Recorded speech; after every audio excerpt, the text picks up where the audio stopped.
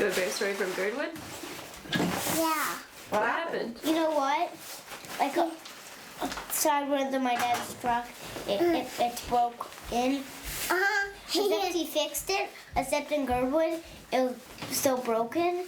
So, and the little black bear crawled in through the window. Oh, really?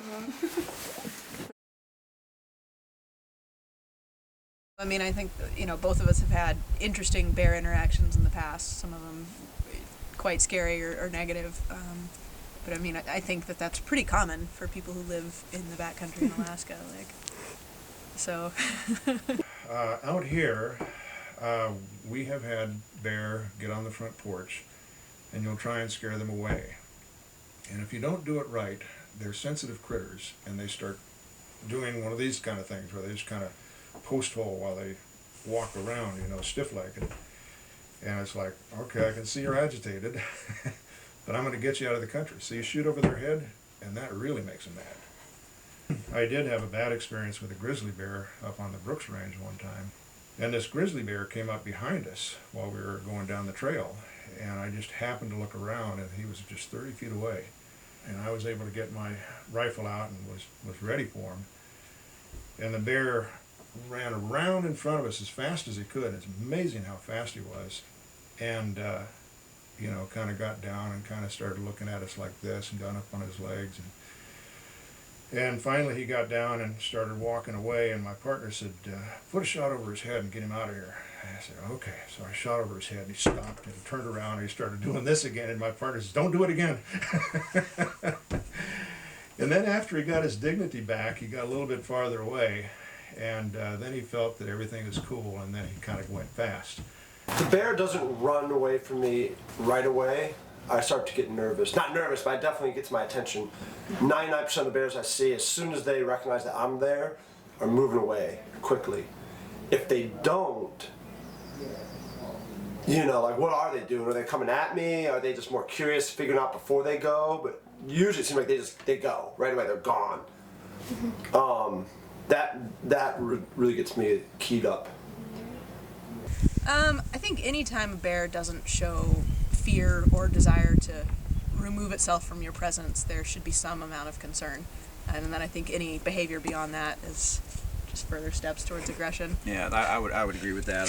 I have been charged by brown bears a number of times, and those are kind of separate scenarios, I think. But I've been followed by a bear before for a couple miles in the backcountry, and finally I was able to make enough noise and hoorah with a big stick that I was carrying that he or she finally decided that I just wasn't worth the time, I think an unexpected encounter would make, if I were in dense brush and came upon a bear, I would feel uncomfortable, and then obviously behavior if a bear were acting aggressive. I encountered the sow and the cubs on the road when I was on my bike, and she did a full charge and got to within 16 feet of me and reared up and gnashing her teeth and swiping her paws at me as I'm riding my bike past her, going, oh my God, I'm not going to stop to ask how the cubs are. It's like, against all rules, don't run from a bear. Well, if you're already running at a bear and she's running at you, it's like I'm on a bike and she stopped to rear up and go, ah. And I'm like, I'm not going to stop and say, okay, let's dance. I just kept riding as fast as I could past her. And the instant I got even with her on the road and started to move past her, she broke off the snarly, swatty thing and looked over her shoulders to see where her cubs were. I didn't stop to see where the cubs were. I just kept biking. I didn't slow down for 2 miles. Even though I was probably safe after about 30 yards, it's like I was out of there. So anyhow, those bears, in the end, got shot, all 3 of them. They repeatedly went back to the place where they got their first reward. And it was inadvertent. The people were trying to do their best, but the technology of the day didn't allow for a secure bear box that was easily accessed by people. So would have been functional, but because of the time constraints, they didn't lock it down one time, and that's the time the bear came and got the 5-pound brick of cheese and ate it. But I've certainly seen situations where they get belligerent and you don't want to press your luck with them because you can pretty well tell by their demeanor that they're not going to put up with you getting too close and anything like that.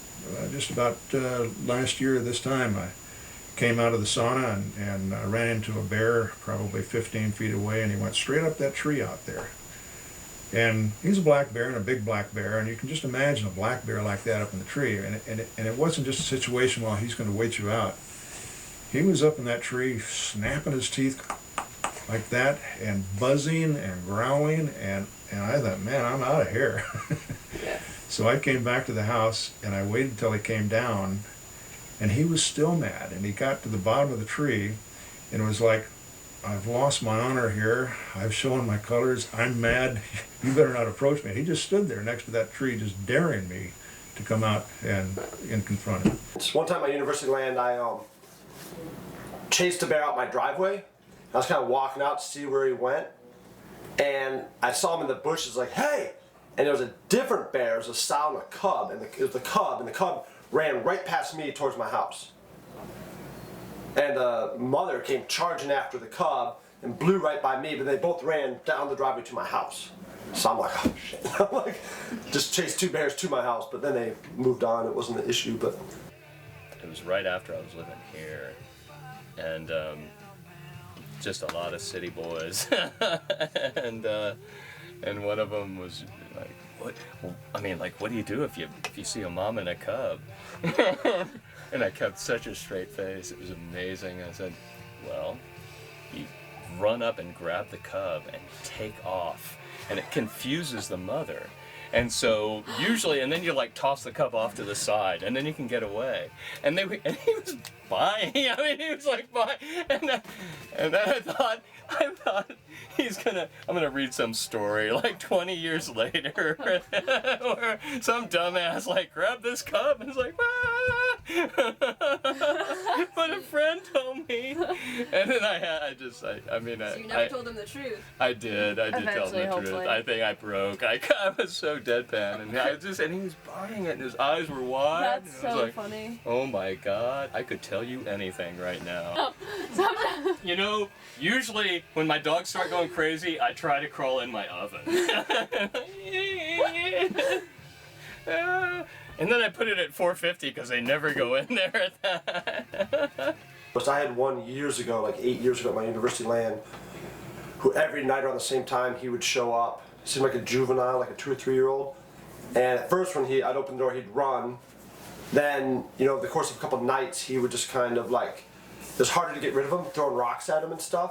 To the point where he was just kind of like circling my clearing a little bit, and I actually went inside to get my gun with the intention of shooting him. And as soon as with that energy and walking out with that gun, he took off. I never saw him again, which is kind of weird, which is good. That's the last thing I want to do is shoot him. I've never shot a bear, but we are prepared if we have to with firearms. We're gonna hog tie you and drape you in honey, bacon and salmon. And just roll you like in flour. We're gonna give you a tempura and just like roll you out there and leave you and see what happens. Like, good luck. Oh. And if you ever see a mama and a cub, you just grab the cub. Run. And then go hide in the storage bin. Exactly. And then tucking yourself in with a cub in the storage bin, like, I can't close the door. And it's like, ah, ah. But he said that this was right.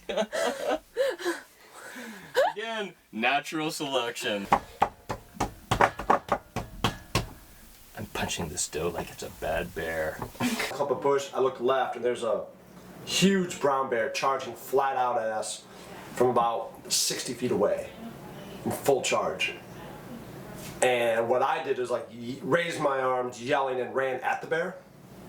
It's the only thing I could think to do, and the bear stopped like 30 feet from me, turned and ran. If I yell at a bear and it stops and turns and walks closer at that point, if it approaches while I'm trying to get it to leave, that's where I become concerned about its behavior. Otherwise, I'm not really very concerned. Or like early, was it not this spring, but last spring, we had heard that there was that grizzly that stayed up all winter and was really hungry and nasty and maybe attacked Neil's dog Dynamite, we weren't sure. And I remember skiing around that spring and just thinking like, there's a nasty old grumpy grizzly wandering around in the middle of like February when normally you don't have to think about bears. So that was an incident where I knew there was probably a risky bear around. That was definitely on my mind. It's not just the bears, like the bears and the moose on this hillside have a intricate relationship with each other. So you have the moose, the cows, and the calves, and even the bears, they're all living in the same place, and the bears want the calves, and they'll be moving through the hillside, and sometimes we have probably the most dangerous situation around the house is when a bear is after a calf. And so mama and calf come charging through here, and then you may or may not see the bear following, but the bear is behind them. And the danger is not the bear, it's the mom. Yeah. So that this whole thing, this whole social interplay, predator and prey is going on this hillside. And I think it's really nifty to be living in the midst of that. Yeah, I threw a rock and just nailed him, drilled him. And he ran away, and he ran probably like, however far that is, 50 yards or less to the shed, but then stopped. And I got off the deck and like drilled him with another rock. Hard. Nailed him. And he ran away.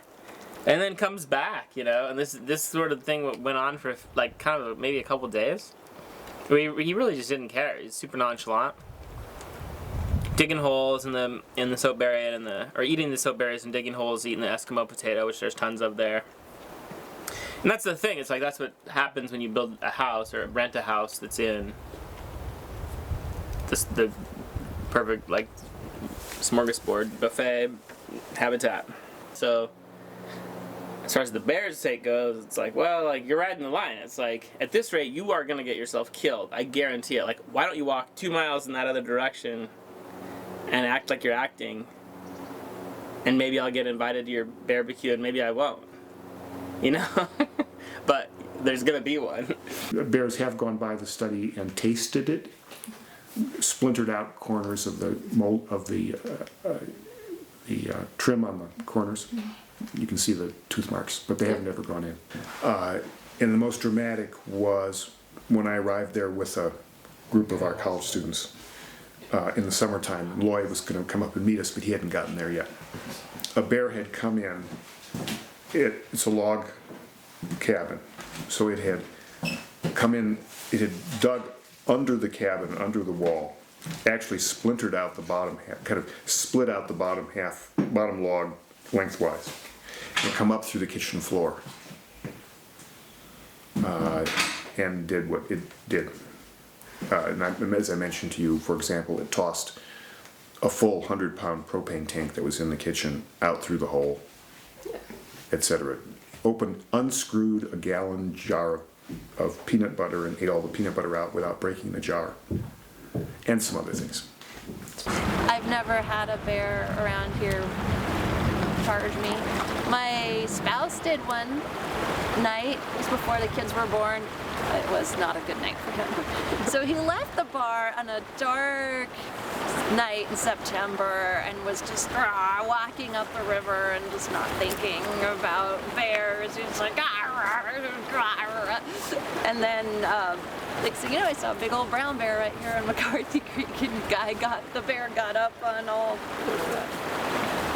twos and looked at Michael. Michael was so mad. He had such a bad night. He just said, "You don't want to mess with me tonight." And the bear said, "Oh, okay." He turned around and left. Well, my wife felt like the bear was sneaking up on us. She thought he was being sneaky and kind of hiding under the house and creeping around, trying to sneak up on us. I thought the bear was afraid of us, so we have differing opinions on that. But we had been cooking outside. We had a campfire. I think we had cooked some chicken on a grill, and he just came back, and I chased him away 2 or 3 more times with the gun, just firing shots. And it's just a young bear. I think he was a stupid bear, and or ignorant bear. And then he came back, and my wife had changed her mind by then about shooting the bear. Well, I didn't want to use my .458 because I wanted to save the meat. I didn't want to shoot him in the head because I wanted to save the skull. So I used the .30-06 and shot him in the neck, and he fell down, and then he got back up and took off while my wife and 2 young boys were watching. I got there, and Cindy and Kristen were outside the building and said, the bear's inside the building. And I said, what's it doing? And they said, it's trying to get food off the shelves because the building's full of food. I didn't have a gun. And I had the bear spray, but I wasn't going to shoot that inside the building. I mean, I was a little edgy because I'm in the building with a bear, but I thought, I'm just going to scare this bear and make it run out. And I was yelling at the bear, and he just was staring at me, and so, but not interested in moving. So I started throwing forks at the bear to try to, to get it to, annoy it so it would run out the back door of the kitchen. And they're hitting it in the head, and it's staring at me, and it was clearly not interested in leaving. Then, instead of running out the door, it charged me. So I went and got my pistol and as well as my rifle, and I shot him with an .06. So I think I went down with the rifle and the pistol. And this is the twilight, and I waited for 20 minutes or so for the bear to bleed out a bit, and then I walked down the hill after it, following the blood trail. Maybe 30 minutes or so. I was very careful following. Didn't want to surprise him.